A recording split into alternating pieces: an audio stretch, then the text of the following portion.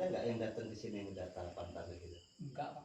Nggak ada. Beredar isu sayembara coklit data pemilih, Panwascam Padang Ratu, temukan data coklit asal tembak, dan minta dilakukan coklit ulang di setiap kampung sekecamatan Padang Ratu.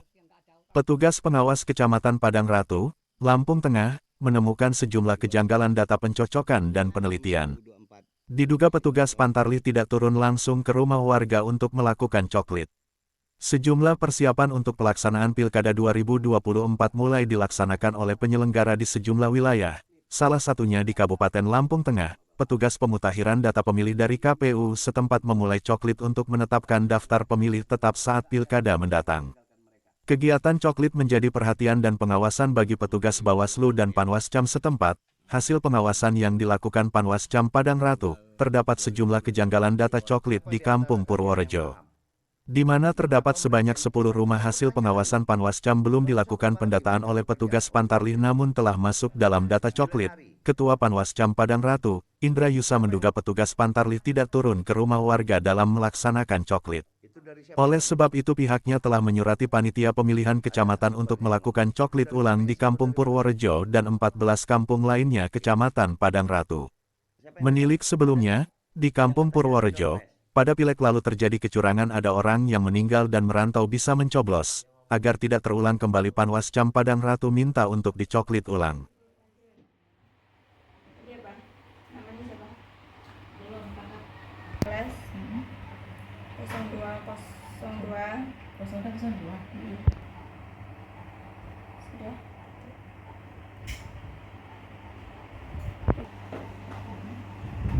Enam dua 10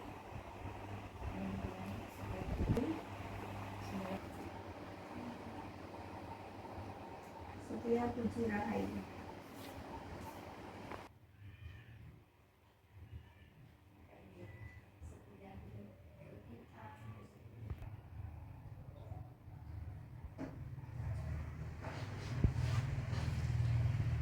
Baik, memang benar kalau untuk di Padang Ratu masalah pencoklitan, pencocokan data pemilih, ini kami temukan di Kampung Purworejo yang pada waktu pemilu itu ada gejolak juga di Kampung Purworejo. Jadi ini saya perketat di Kampung Purworejo.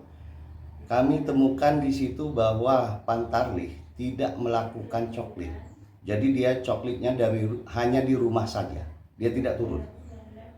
Segitu kami turun, kami tanyakan dengan kami uji petik di Kampung Purworejo. Kami datangi dari rumah ke rumah uji petik itu ada 10 rumah yang tidak dicoklit.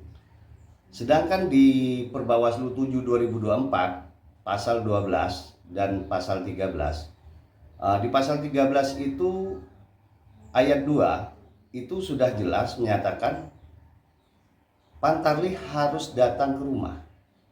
Dia itu harus datang ke rumah untuk mencocokkan data. Tapi di situ Pantarlih itu hanya di rumah Pantarlihnya sendiri. Kita nggak tahu datanya dari mana.